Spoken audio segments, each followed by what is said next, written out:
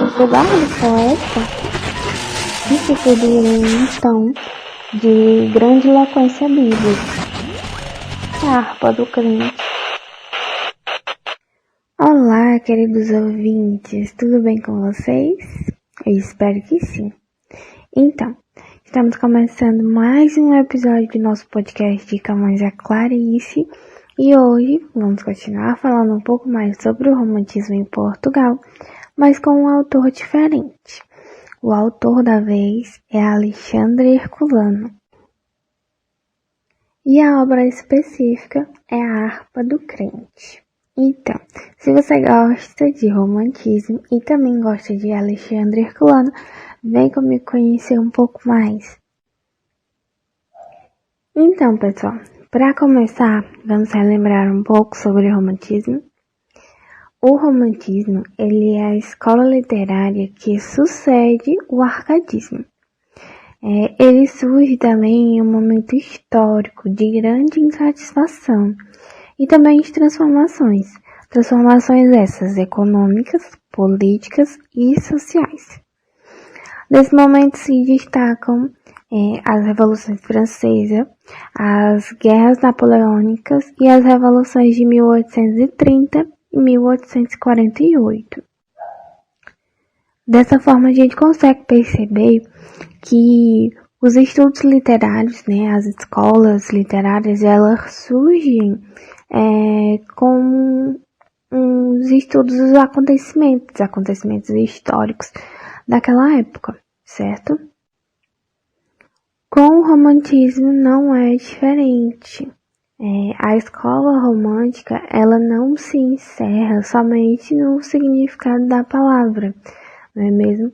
Que é o romantismo. Esse sentido, ele não é restrito apenas aos sentimentos de amor e de paixão.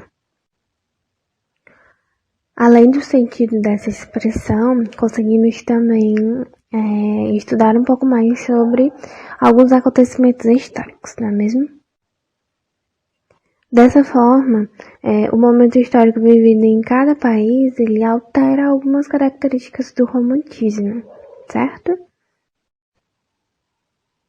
Então, pessoal, o romantismo lá em Portugal, ele surge no século XIX e ele é marcado com a publicação A Voz do Povo, de Alexandre Herculano, que é o nosso autor de hoje.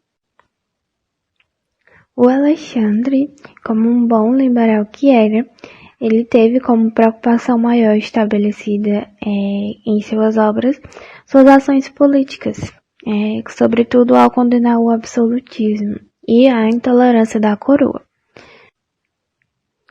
Isso tudo com o intuito de denunciar o perigo do retorno a um centralismo, da monarquia lá em Portugal. Entretanto, a nossa obra de hoje ela se chama A Harpa do Crente.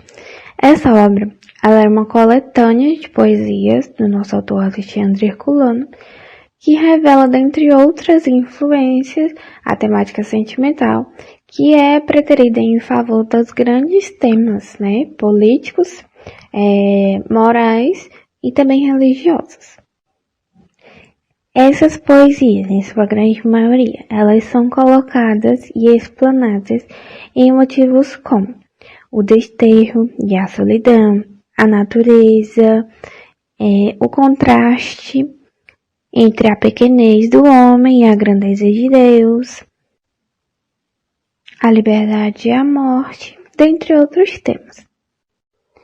Então, para Alexandre Herculano, a poesia ela deveria ter um caráter de missão a cumprir, isso exercendo uma função social, em favor de um ideal que define como o ser humano, ele deveria ser útil ao cristianismo e também à liberdade. Então, o nosso autor, de um modo bem romântico, ele era um ser de exceções, um solitário, uma espécie de alter ego do seu criador, certo? E também um herói mais conhecido nos romances. e também muitas vezes incompreendido, porque vale lembrar que ele defendia bastante pelos seus ideais patrióticos ou religiosos. Então não é de se admirar que a Harpa do Crente, que é a nossa obra de hoje, ela tenha um caráter bastante filosófico. Esse caráter filosófico, ele vem se manifestar em algumas reflexões, né? E com grandes temas, como os temas voltados para Deus, certo? Para essa necessidade de liberdade, de solidão, de saudade e de efemeridade da vida humana. Desse modo, dentro da obra Harpa do Crente, as poesias começam com um caráter bastante meditativo, iniciando sobre fatos, momentos, paisagens ou ainda sobre temas contemporâneos, como a Guerra Civil e também o exílio.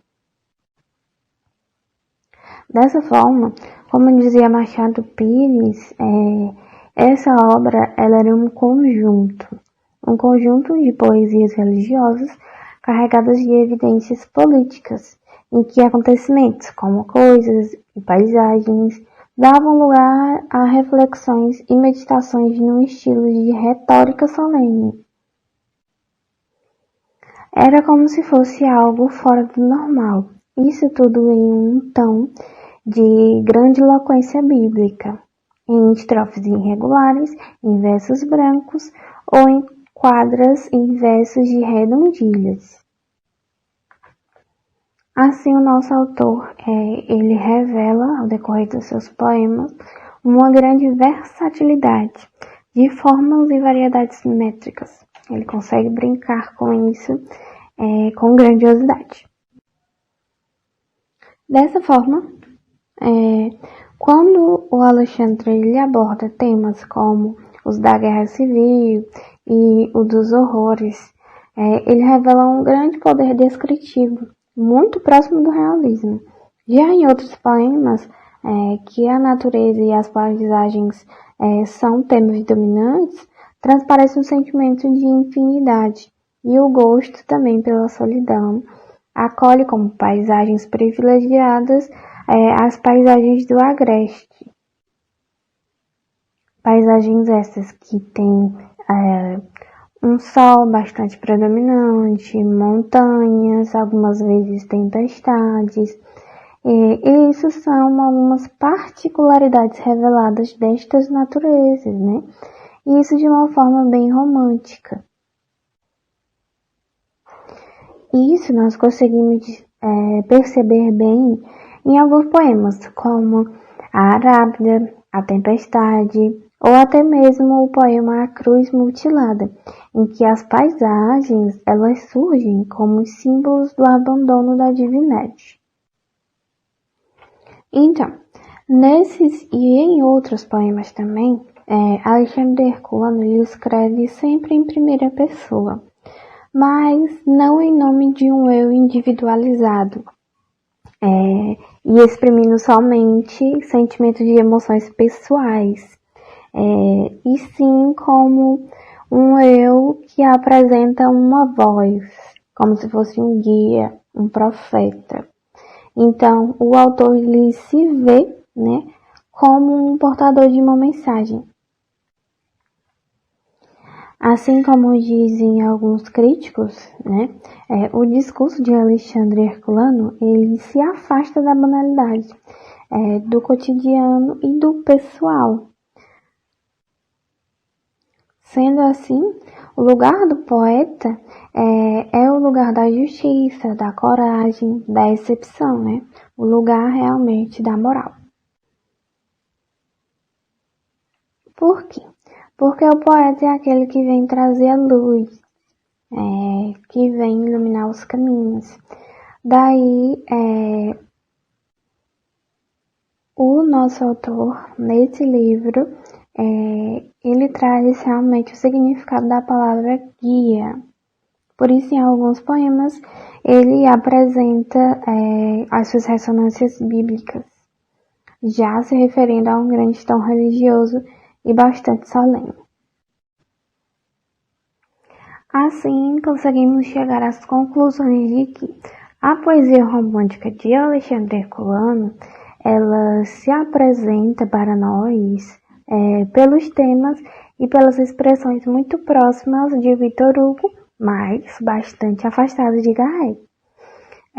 Ela está feita de emoções líricas, de caráter pessoal e confessional, vestida em linguagem corrente e com tom confessional. É que na poesia de Garrett, o eu se torna individual, que nos fala de si mesmo. Já em Alexandre Herculano, o eu é o eu do poeta, o eu do profeta, que nos fala não somente de sentimento de emoções, mas sim de repercussões morais, repercussões filosóficas, cívicas ou nacionalistas, em uma linguagem bastante elevada e nobre. Então, por esses e por outros motivos, eu aconselho vocês a ler a obra A Harpa do Crente e conhecer um pouco mais sobre esse autor incrível. Eu garanto que vocês vão adorar. Então, é isso, pessoal. Eu espero que vocês tenham gostado. Não esqueça de nos seguir em nossas redes sociais e até o próximo episódio. Tchau!